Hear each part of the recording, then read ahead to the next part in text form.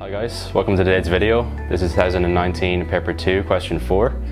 This is going to involve a trigonometric proof followed by some pretty tricky reasoning involving trigonometry, so let's get into the video.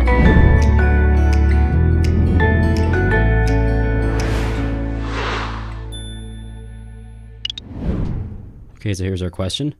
We've got to show that cos 2 theta is equal to 1 minus 2 sine squared theta. Okay, so this is called the trigonometric identity. You have a couple of them to learn. And the first thing you're always going to do is go to your log tables and see which formula you're given in there might help you show this.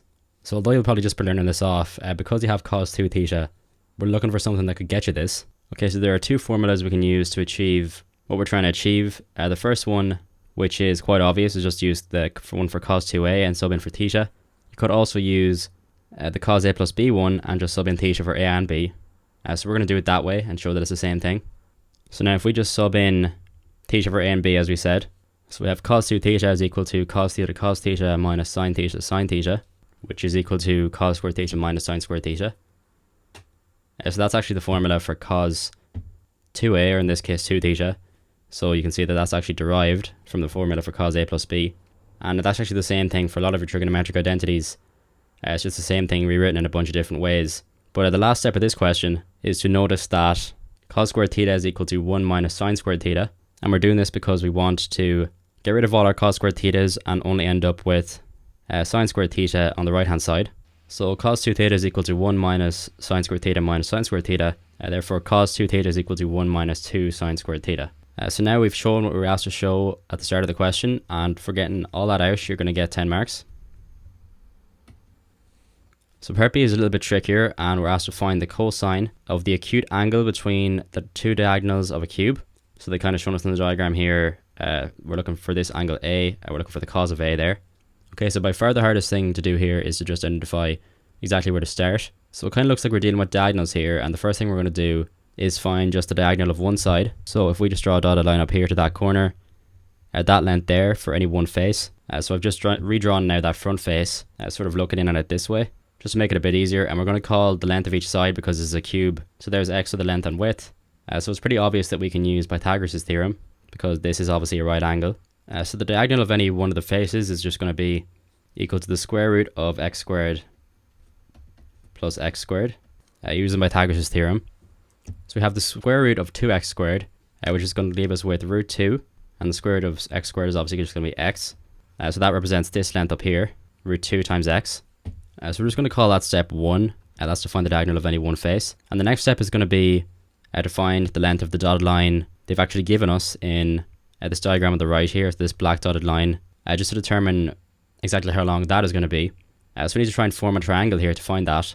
It's obvious we can use x once again, the length of this side here. And the third line we're going to have to use is actually the length of the diagonal from this corner over here to this corner over here. So that actually gives us a right angle triangle we can work with.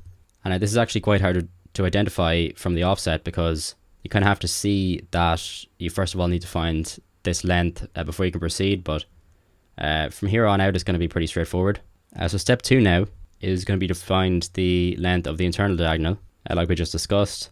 And we're just going to draw a triangle for this as well, with the same colors we used in the diagram there. So we've already said this is x, and we know the diagonal of any face is just root 2 times x.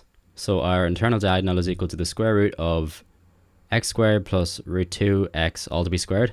So that's simply equal to root 3 times x, and that's the length of the internal diagonal. And our final step is just going to be to identify a triangle with the cosine of A. And the triangle we're going to be using is just the one formed by the two black dotted lines here on either side, and once again just a kind of a corner or an edge of the cube, so that therefore the lengths we're dealing with are the length of an internal diagonal divided by 2, and also just the length of a regular side. And so here we have the angle A, and I'm trying to draw it as close as it can be to the diagram, although it's not very good.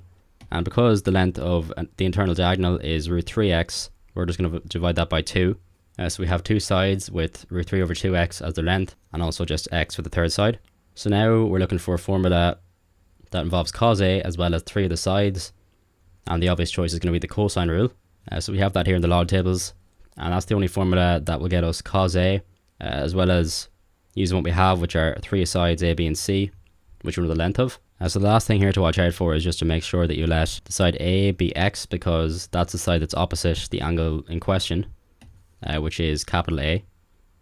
So that has to be x squared, and the other two are just going to be obviously the two left over. Okay, so now we finally have this equation here with cos A and at the side length x, and that's all we've got. So we're simply going to rearrange this now. So we have cos A on the left hand side and everything x on the right hand side. And I think it's easiest just to simplify this a bit before we move on. And I almost forgot to put x in here as well, which is obviously very important. But now we're just going to add across by 2 times 3x over 4 times cos A to bring this over to the left.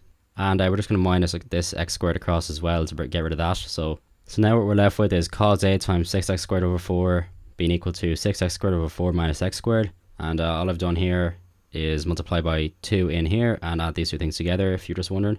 So we're just going to rewrite this now as one fraction and finally divide across by 6x squared over 4. So we're left with 2x squared over 4 all divided by 6x squared over 4. And I'm sure there's a complicated way to do this, but if you just notice that what's on the bottom is 3 times bigger than what's on the top, you can see that it just simplifies to 1 over 3. So cos A is equal to a third is our final answer. And it's a good sign we've got no x's left, because we're looking for a general rule for any cube. We've just chosen x's, but it's somewhat arbitrary. So very encouraging that we've got just a number on the right hand side. So quite a long part B, and definitely the kind of thing I would say you'd do at the end of the exam. But it is going to be worth quite a few marks at 15. And that is it for today's question. I hope you enjoyed the video. If you did, there's going to be other similar videos in the description, as well as some other helpful resources, and I'll see you next time.